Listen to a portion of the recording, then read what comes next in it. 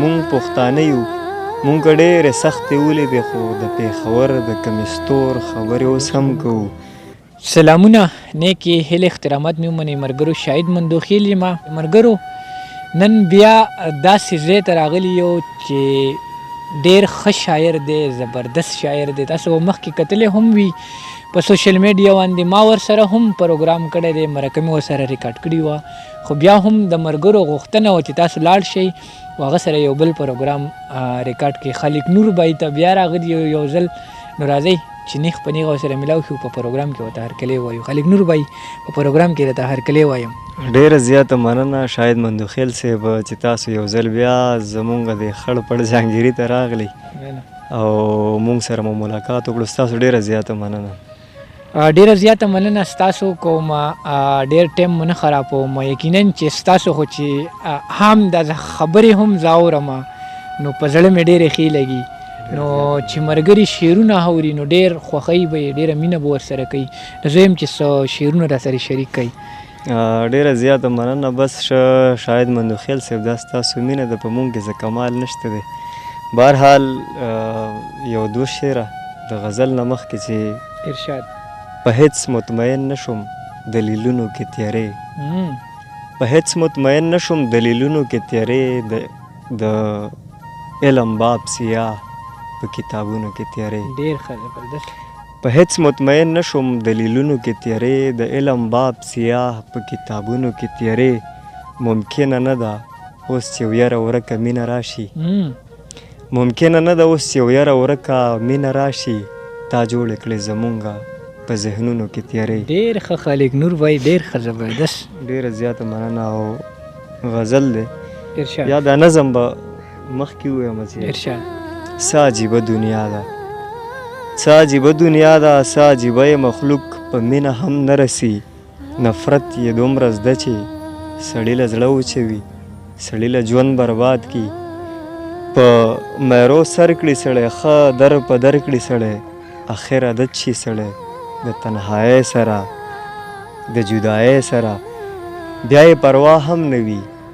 هغه سړی چې د الفت نه بغیر د بلې ژبې نه واقفه نه وي، په تنهایۍ کې چې زړه ډوبېږي، هغه سړی داسې بدل شي چې ابن آدم نه یې بیا ویره کېږي، ابن آدم نه یې بیا ویره کېږي.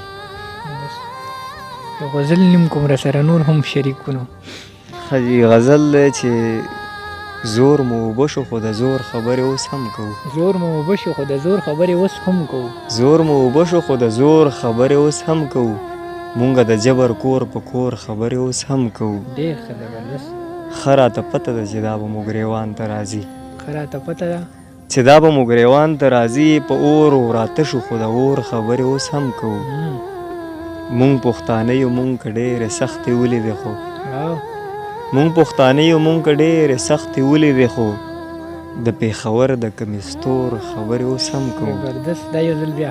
مننه. مونږ پښتانه یو، مونږ ډېرې سختې ولیدې خو د پېښور د کمیستور خبرې اوس هم کوو. او رقیبه ډېر زیات خوشحالېږم خبره واوره، رقیبه ډېر زیات خوشحالېږم خبره واوره، که جدایي د درې څلور خبرې اوس هم کوو. زبردست. او مننه. تاب او اختیار خو مو بایللی دی، مودې وشولې. تاب او اختیار خو مو بایللی دی، مودې وشولې.